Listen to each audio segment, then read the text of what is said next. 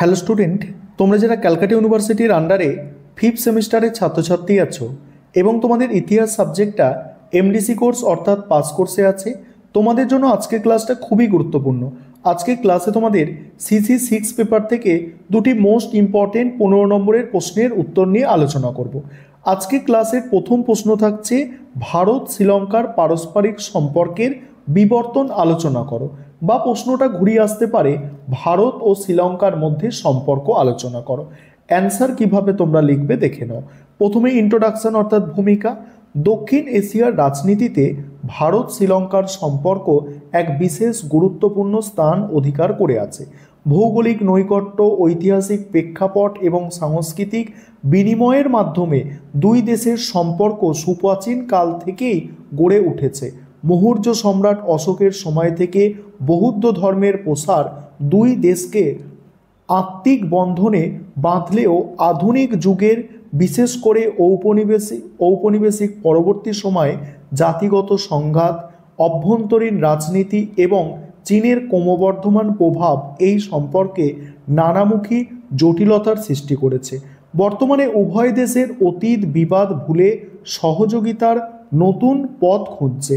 বলছে অতীত বিবাদ ভুলে সহযোগিতার নতুন পথ খুঁজছে। এবার বলা হচ্ছে দেখো সম্পর্কের বিবর্তন ও সাম্প্রতিক গতি প্রকৃতি। প্রথম পয়েন্ট এখানে ঐতিহাসিক প্রেক্ষাপট ও রাজনীতির পুনর্গঠন।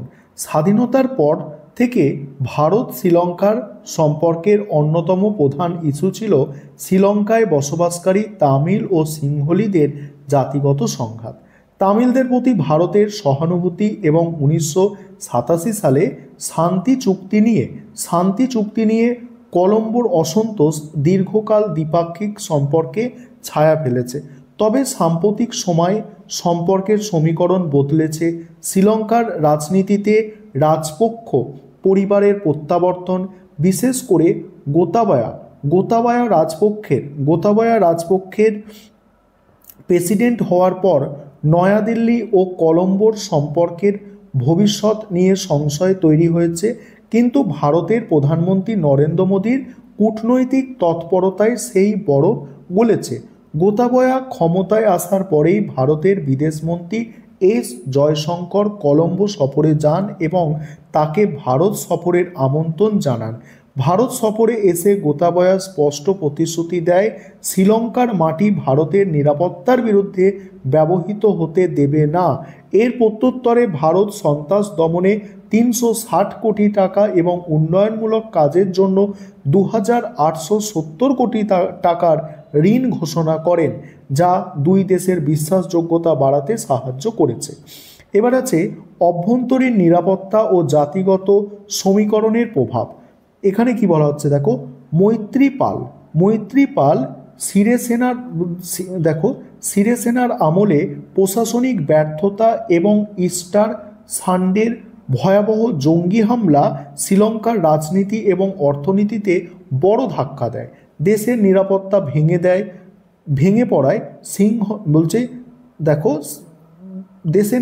ভেঙে পড়ায় সিংহলীরা একজন শক্তিশালী শাসকের প্রয়োজনীয়তা অনুভব করে, যার ফলে গোতাবয়া ক্ষমতায় আসেন।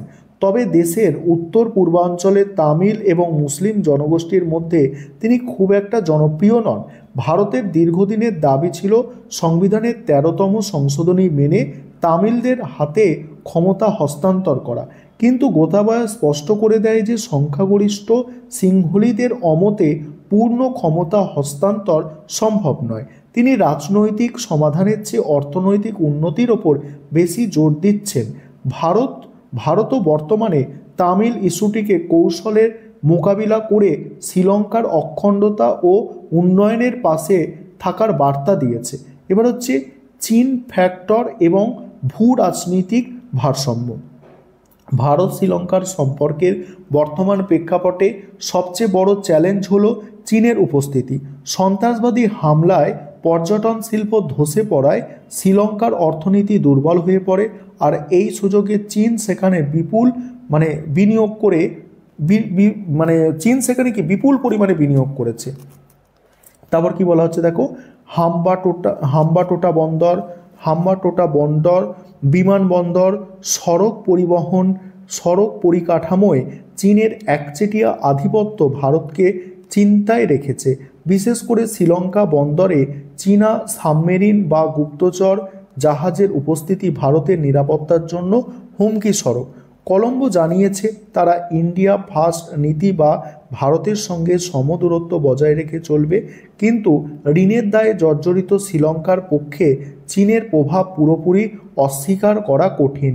ভারত তাই শ্রীলঙ্কার পরিকাঠামো উন্নয়নে বিকল্প বিনিয়োগকারী হিসাবে নিজেকে তুলে ধরার চেষ্টা করেছে। এবার উপসংহার। পরিশেষে বলা যায়, ভারত ও শ্রীলঙ্কার সম্পর্ক বর্তমানে এক সন্ধিক্ষণে দাঁড়িয়ে আছে।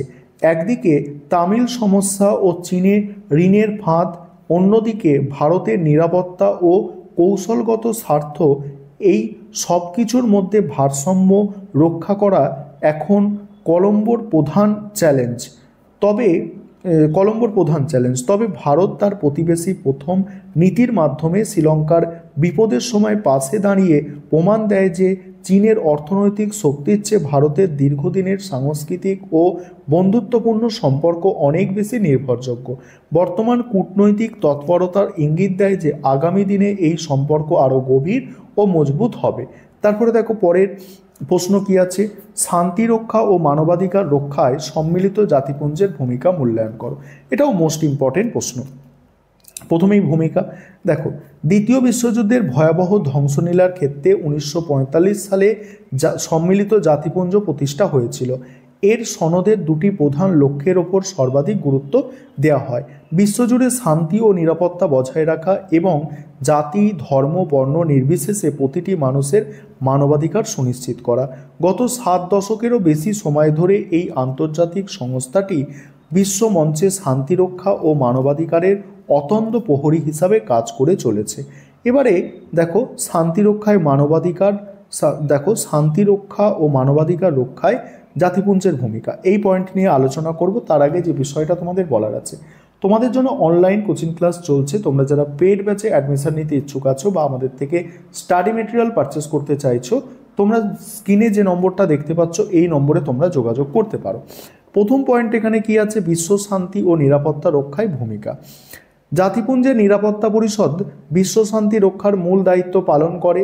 সনদের 6ষ্ঠ ও 7ম অধ্যায় অনুযায়ী আন্তর্জাতিক বিবাদ মীমাংসার জন্য জাতিপুঞ্জ প্রথমে আলাপ আলোচনা ও কূটনীতিক পথের ওপরে জোর দেয়।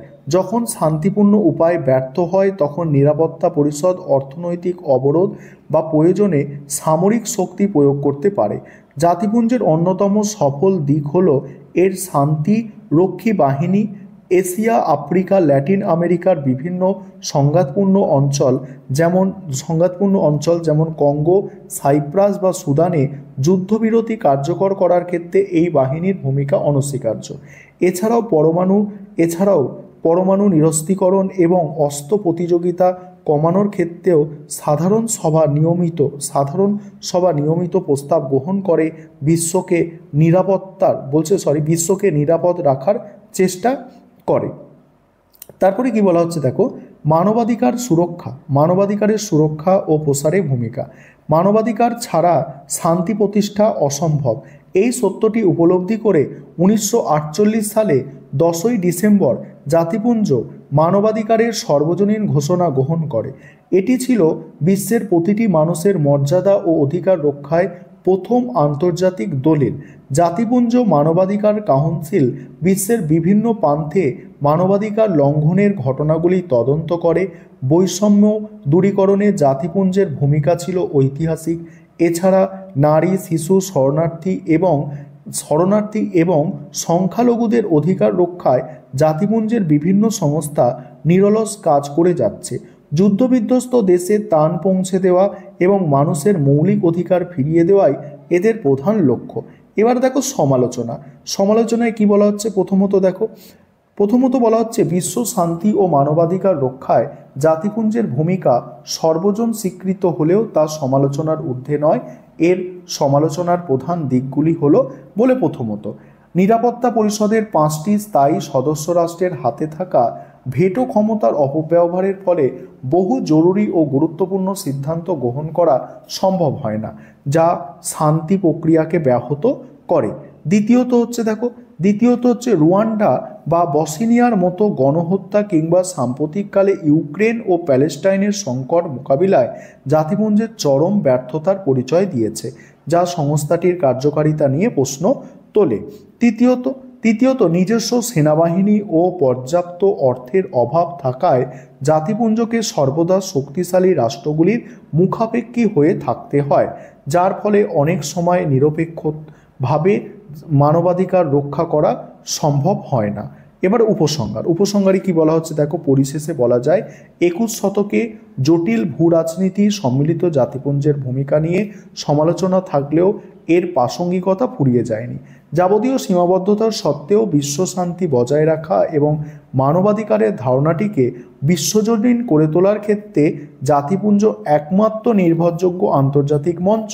তাই বর্তমান বিশ্ব ব্যবস্থায় জাতিপুঞ্জকে উপেক্ষা না করে এর সংস্কার ও ক্ষমতায়নই বিশ্ব শান্তির একমাত্র চাবিকাঠি। এই ছিল তোমাদের মোস্ট ইম্পর্টেন্ট দুটি প্রশ্নের উত্তর।